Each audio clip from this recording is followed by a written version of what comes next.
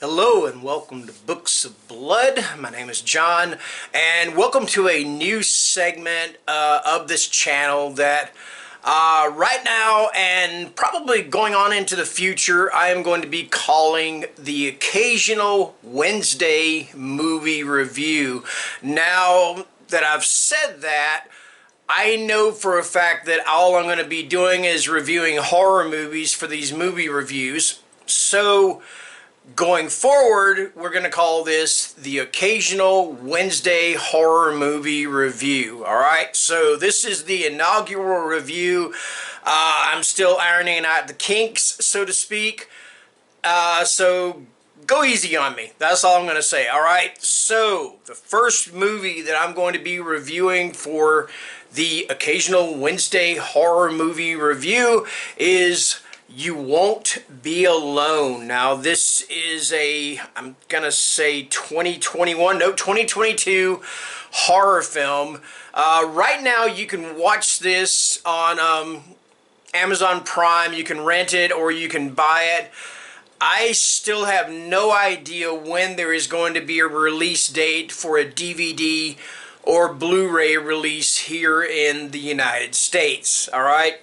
It's taking forever. And I think maybe the reason is because I kind of wonder if the distributors or if the filmmakers, the production company or whatever, just maybe doesn't feel like anybody would be interested because the language is in Macedonian. There is no American language. There's no, U.S. language or anything like that. So I just kind of wonder if they're thinking, well, people are not going to want to watch subtitles. I don't mind watching subtitles myself, all right? Anyway, so, and I got a little cheat sheet here because I gotta kind of give you an idea who's starring in this, and some of these names, I don't know the names. I only know one name on here. Anyway, the movie is written and directed by Goran Stolevsky. All right, this is his debut film. His debut film as a director. All right. It says it stars Sarah Klamoska, Anna Maria Marinka, Alice Englert, Felix Maratold, Carlotto Cota, if I'm pronouncing these names wrong, I apologize, and Noomi Rapace. Now, Noomi Rapace is the only name that I recognize from this entire list of names. All right, so anyway, this takes place with the 16th century Macedonia. I'm sorry, 19th. It takes place in 19th century Macedonia, and there's a small village, and there is a woman there. We'll say for all intents and purposes right now, yes, she is a woman, but she is known as a wolf-eatress. All right, and that is what the villagers give the name for the local witch. And when she first appears, her skin is burned. All right, it's just horribly burned, and she appears just all of a sudden in the home of this woman, and she's standing over the woman's infant daughter, and she intends to take the infant daughter for her own and basically turn the infant child into a wolf-eatress or witch. All right, so the mother pleads with this wolf-eatress or witch. We're going to say witch. I'm going to stop saying either or. Pleads with this witch, says, please let me raise her until she is 16 years old, and then you can have her. All right, so she's like, all right, deal. Okay. So what the mom does is she hides this little girl, or hides this baby, in this cave. And the cave is supposed to be kind of like a holy place, all right? And it's supposed to be that this witch cannot get into this cave to take the daughter.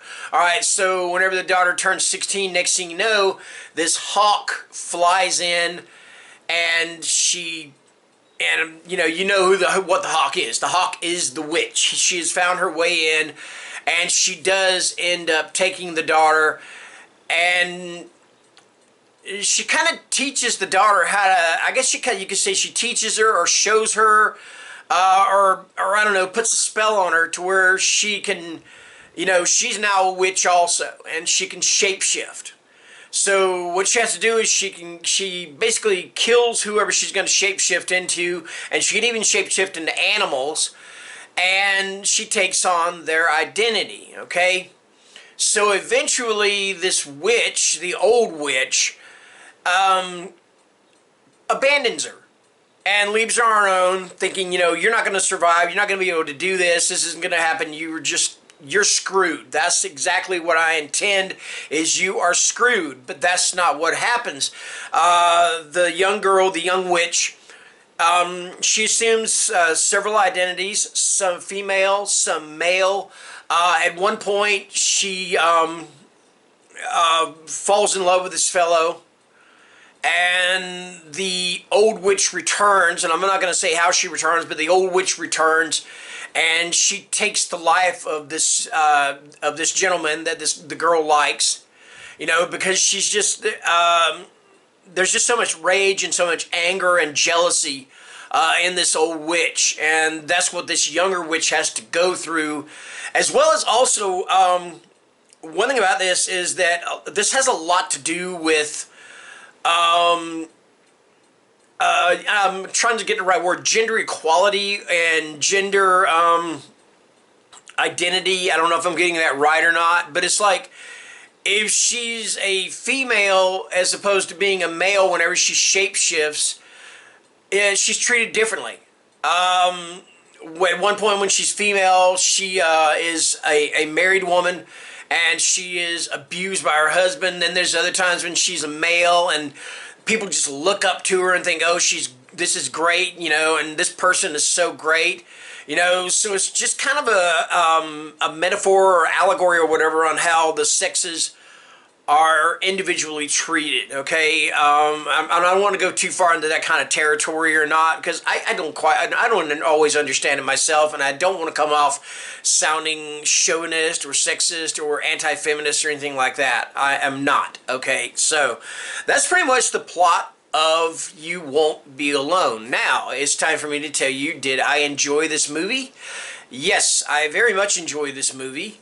As you guys know, I am a huge fan of the movie The Witch, alright? And I have been actually waiting a long time for another film that revolves around witches to appear, that I can enjoy, and You Won't Be Alone is definitely it. Now, I'm going to tell you flat out, this movie is not for everybody because it is very slow-paced. It takes a lot of patience, but like Timothy Oliphant says in the movie The Girl Next Door, and I'm not talking about the one where the girl is tortured and everything, but I'm talking about the one where the adult film star moves in next door to the teenage kid. The juice is worth the squeeze, okay? That is all I'm going to say. That is, I really had an excellent time with this movie. If I was going to complain about this movie, my only complaint would be that I feel like they used Noomi Rapace's name to kind of sell the movie, because she is the only familiar name on this, and she doesn't really have that huge a role in the film, alright? So that would be my only thing. That would bring it down from a 5-star. I'm going to give this one a 4.5 star out of 5-star rating. That's my only huge complaint.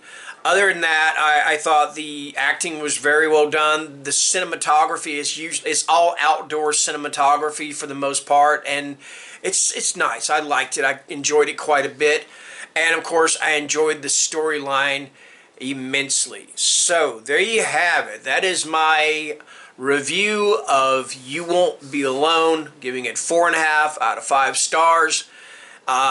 Thank you guys for watching, and I'll be back sometime or another with another occasional Wednesday horror movie review. So until next time, take care and stay scared. Thank you. Oh, and one more thing. Let me say that the movie reviews are not replacing my books. This is, like I said, an occasional thing. Anyway, thank you. Bye-bye.